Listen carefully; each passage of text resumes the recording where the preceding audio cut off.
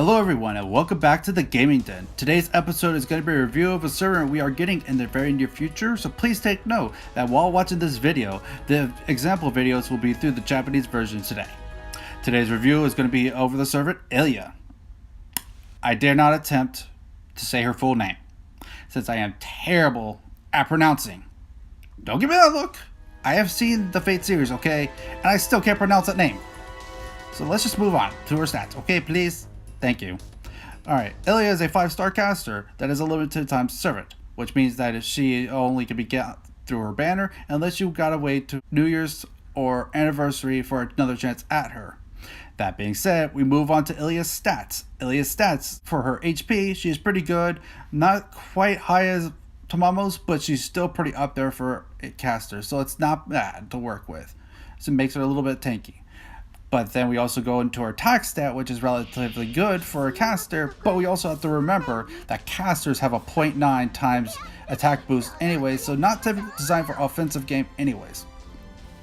But let's go ahead and look at our Noble Phantasm generation, which is honestly one of the lowest amongst casters. To make up for this fact though, however, is she has a high attack count. Speaking of attacks, her attack kit comes with 3 arts, and then a single buster and a single quick. Her attack count while on the topic is 1 for her buster, 3 for her quick, 5 for her arts, and then 5 on her extra. Her passive skills make her compatibility as a caster all the much better, as a magic resistance B gives her a 17.5 debuff resistance, and unlimited prana supply gives her a 3% Noble Phantasm charge every turn, similar to how John Alter has a 4% every turn. These two passes specifically give Noble Phantasm Gen, which can be really useful if you're slightly off from having a full charge. Moving onward to her skills, we go over her first skill called Cheerful Type Mystic Code A, which increases her her buster? Why not arts? Oh, forget it. She increases her buster performance by 30% at level 1 and then 50% at level 10 for a single turn. This gives one of the highest buffs in the game for buster performance, which is nice, but she only has 1 buster. Oh wait, she has 2? Oh, her Noble Phantasm is a Noble Buster. Well, that makes more sense now, but it still hurts because it's less viable in an arts team, and it's also the weird place in a buster team as well, since she only technically has 2 busters. This can make her effectively an offensive servant, right?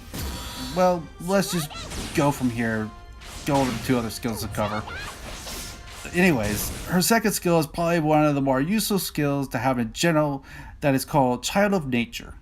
This allows the caster to get invincibility for a turn and then increase Noble Phantasm generation for 3 turns. Starting at level 1, increases her Noble Phantasm by 18% and then 28 at level 10. This is useful to have on her so she can fire off her Noble Phantasm faster. However, it is worth noting that it should probably be used for defensive turns since its cooldown is 8 turns at just level 1. This, however, your call to make, so it is your servant to use how you please. Honestly, her final skill then we go allows to play a little bit of RNG with your team on another level and hopes you get what you need. Her third skill is called Suspicious Wait. What? Nope. Noping out. Nope. We're done. I'm out. Okay, let's actually finish this thing here. Yeah, I got this far. Let's just go. Her skill allows her to heal one of her party members or herself, and gives a 70% chance that provides the target with debuff immunity and guts. The chances are pretty high, however, you gotta keep in mind, these chances do not increase with level at all. So if you increase it from 1 to 2, it doesn't increase at all. It still stays at 70%. The only thing that gets stronger is the heal. At level 1, its heal is 1k, and at level 10, it heals for 3k. This skill probably will be the saving grace in some cases for her as we go into her Noble Phantasm. Ilya, just please. This 私の全て。 組み手とファイヤー。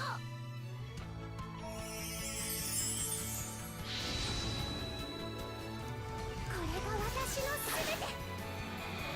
Okay,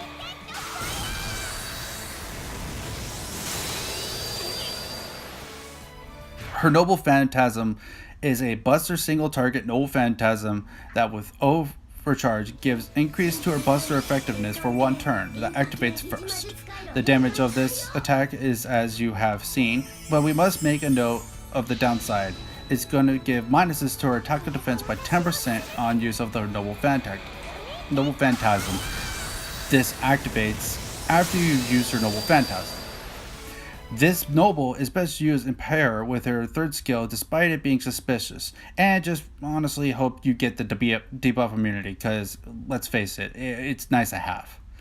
If you don't, the debuffs stay for 3 turns. Some notable craft essences to use would be something that ups her arts and busters at the same time, or in general gives her a faster Noble gain as she lacks having a self-charge skill herself.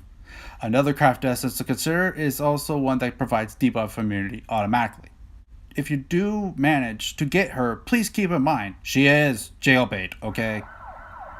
Jokes aside, I honestly do hope you pull her. I wish you the best if you are trying to pull her. Thank you once again for joining me today in today's server review, and thank you for joining me in the Gaming Den.